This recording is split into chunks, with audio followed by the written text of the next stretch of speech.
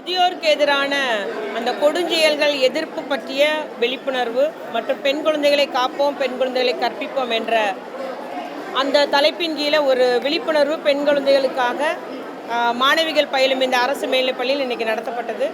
இது இன்று மட்டுமல்ல, எல்லா மாவட்டங்களில் உள்ள அரசு பள்ளிகளிலும் இந்த ஒரு விழிப்புணர்வு நிகழ்ச்சியை சமூக நலன் மற்றும் மகளிர் உரிமைத்துறையின் சார்பில் நடத்தப்பட்டு வருகிறது. இன்றைக்கி சென்னையில் இந்த நிகழ்ச்சி இன்றைக்கி நடந்திருக்கு. குறிப்பாக நம்ம பெண் குழந்தைகளுடைய உயர்கல்விக்காக நம்முடைய முதலமைச்சர் தளபதியாருடைய திட்டம் புதுமை பெண் திட்டத்தின் கீழே ஆண்டுக்கு 3.25 லட்சம் பெண்கள் அதில் பயனடைஞ்சு வருகிறார்கள். இன்னும் கூட இப்போ இன்றைக்கி இந்த வருஷம் ஒரு 3வது வருஷம் படிக்கிற ஒரு பெண் நான் இது வரைக்கும் விண்ணப்பிக்கலைன்னா கூட இந்த ஆண்டு விண்ணப்பித்து அவங்க பயனடையலாம். அந்த அளவுக்கு முதலமைச்சர் அவர்கள் உயர்கல்வி படிக்கும் அத்துணை பெண்களுக்கும் அவர்களால் அந்த கல்விக்கு செலவழிக்க முடியாத நிலையில் உள்ள அந்த தகுதியுள்ள பெண்களுக்கு எல்லாமே மாதம் 1000 ரூபா வழங்கிட உத்தரவிட்டிருக்கிறாங்க. அதுபோல் இன்னும் ஒரு செய்தி ஏற்கனவே முதலமைச்சரே அறிவிச்சிருக்கிறாங்க. வருகின்ற 9ஆம் தேதி ஆகஸ்ட் 9ஆம் தேதி கோயம்புத்தூரில் நம்முடைய முதலமைச்சர் அவர்களே மாணவர்களுக்காக அரசு மற்றும் அரசு உதவி பெறும் பள்ளியில் பயிலும் மாணவர்கள் தமிழ் மீடியத்தில் படிக்கும் மாணவர்களுக்காக அந்த தமிழ் புதல்வன் திட்டத்தை நம்முடைய பெருமதிப்பிற்குரிய மாண்புமிகு முதலமைச்சர் அவர்கள் தொடங்கி வைக்க உள்ளார்கள் என்ற தகவலை நான் கூறிக்கொள்ள விரும்புகிறேன். இவ்வாறு சமூக நலத்துறை நம்முடைய பெண்கள், குழந்தைகள், முதியோர், திருநங்கைகளுக்காக திட்டங்கள் மட்டுமல்லாமல் அவர்கள் நலத்திட்டங்கள் மட்டுமல்லாமல் அவர்களுக்கு அந்த உரிமைகளை நிலைநாட்டக்கூடிய அந்த விழிப்புணர்வு நிகழ்ச்சிகளையும் தமிழகம் எங்கும் நடத்தி வருகிறது.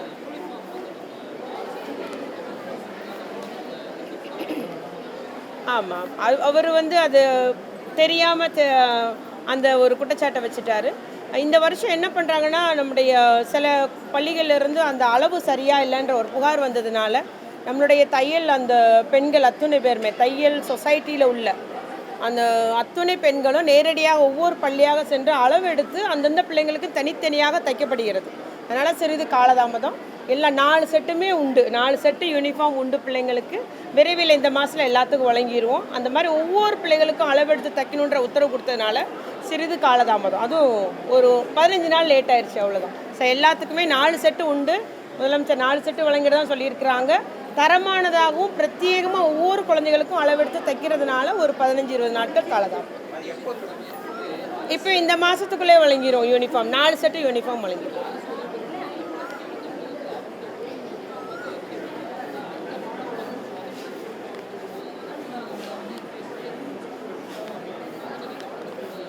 இல்லைங்க, நீங்கள் என்ன சொல்கிறேன்னு பார்த்துட்டு மற்ற துறைகளோட நாங்கள் மட்டும் முடிவு பண்ண முடியாது இல்லையா?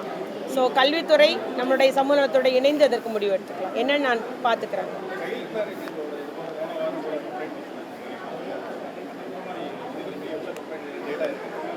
டேட்டா இப்போ கைவசம் இல்லை. ஆனால் புகார் வருவது எல்லாருக்குமே சமூக நலத்துறை நடவடிக்கை எடுத்து வருகிறது. புகார் தருவர்களுடைய அந்த விவரங்கள் வெளியிடப்படுவதில்லை. என்ன புகார்ன்றது நாங்கள் வெளியே சொல்ல முடியாது. பட் இந்த எண்ணிக்கையில் வந்திருக்குன்னு சொல்கிறோம். 1098 பொறுத்த வரைக்கும் சில விவரங்கள் கேட்கலாம். நான் இந்த படிக்கணும்னு நினைக்கிறேன், எங்கே படிக்கணுன்ற கேள்வி, அதற்கும் அவங்க அந்த பிள்ளைங்க ஃபோன் போடுறாங்க. ஏன் ஏதாவது ஒரு சனிக்கிழமை ஸ்பெஷல் கிளாஸ் வச்சா கூட அதுக்கு ஃபோன் வந்துடுதுங்க. ஸ்பெஷல் கிளாஸ் இந்த ஸ்கூலில் வச்சுருக்குறாங்க, நீங்கள் கல்வித்துறையிலேருந்து நிறுத்துங்கன்னு கூட ஃபோன் பண்ணுறாங்க. அதனால் நிறைய விவரம் அறியக்கூடியதாகவும் தகவல் கோரக்கூடியதாகவும் இன்ஃபர்மேஷன் சொல்லக்கூடியதாக இருக்குது. அதில் ஒன்று இந்த குழந்தை திருமணம் பற்றிய தகவலுமே 1098 நிறைய அந்த பிள்ளைகளை உடன் பயிலும் பிள்ளைங்க சொல்கிறாங்க. இல்லைன்னா ஏன் அந்த குடும்பத்தாரே, அந்த தாயே கூட அந்த நம்பருக்கு ஃபோன் பண்ணி சொல்லிடுறாங்க, இந்த மாதிரி ஒரு குழந்தை திருமணம் இந்த குடும்பத்தில் செய்ய போகிறாங்கன்னு. ஆகவே நமக்கு எல்லா திருமணமும் மன்னிக்கவும் திருமணத்திற்கு முன்பு வந்த அத்துணை திருமணங்களும் தடுத்து நிறுத்தப்பட்டுள்ளது. ஒருவேளை திருமணம் ஆயிடுச்சுன்னு வைங்களேன், திருமணம் ஆகி சில இடத்துல 1 மாதத்துக்கு அப்புறம் சொல்லுவாங்க, 15 நாளுக்கு அப்புறம் சொல்கிறாங்க. அதுக்கெல்லாம் அவங்க மேலே வழக்கு பதிவு செஞ்சு உரிய நடவடிக்கை எடுத்து வருகிறது. கேளுங்க, ஏதாவது டேட்டா இருக்கான்னு டைரக்டர்கிட்ட கேளுங்க.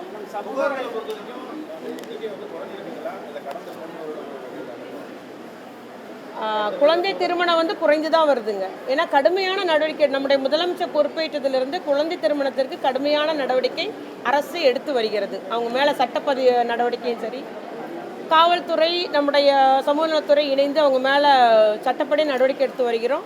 இந்த நம்பருக்கு வந்த எல்லா தகவல்கள், எல்லா திருமணங்களுமே தடுத்து நிறுத்தப்பட்டுள்ளது. திருப்பி அந்த திருமணம் நடக்காதபடியும் நம்ம கண்காணித்து வருகிறது துறை.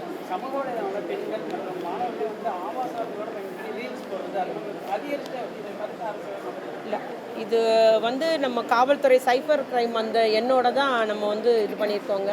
ஆனால் நிறைய இடத்துல அதுக்கு தீர்வும் காணப்படுது.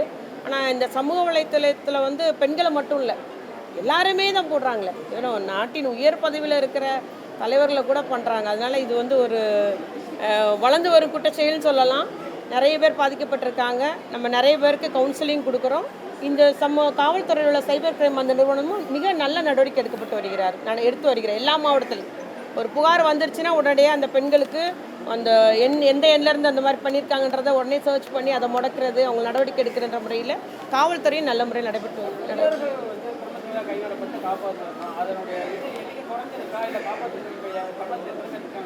அதிகரித்து தான் வருதுங்க. இந்த முதியோர் காப்பகத்துக்கு வர்றவங்களுடைய எண்ணிக்கை அதிகரித்து வருகிறது. அது அதிகரிக்கக்கூடாது. அந்த மூத்தோர்களை பாதுகாப்பது ஒவ்வொருடைய கடமைன்ற அந்த எண்ணத்தை உணர்த்துவதற்கு நாங்கள் விழிப்புணர்வு செய்து வருகிறோம். அது ஒவ்வொருவரும், அது ஆண்மகனானாலும் பெண்ணாக இருந்தாலும் நம்ம பார்க்கணும் அப்படின்ற ஒரு எண்ணத்தை எல்லாரும் மனசில் நிறுத்திக்கிட்டு அவங்கள சுமையாக எண்ணக்கூடாது அப்படின்றது தான் எங்களுடைய வேண்டுகோள். நிச்சயமாக அது மாறும்னு நினைக்கிறோங்க.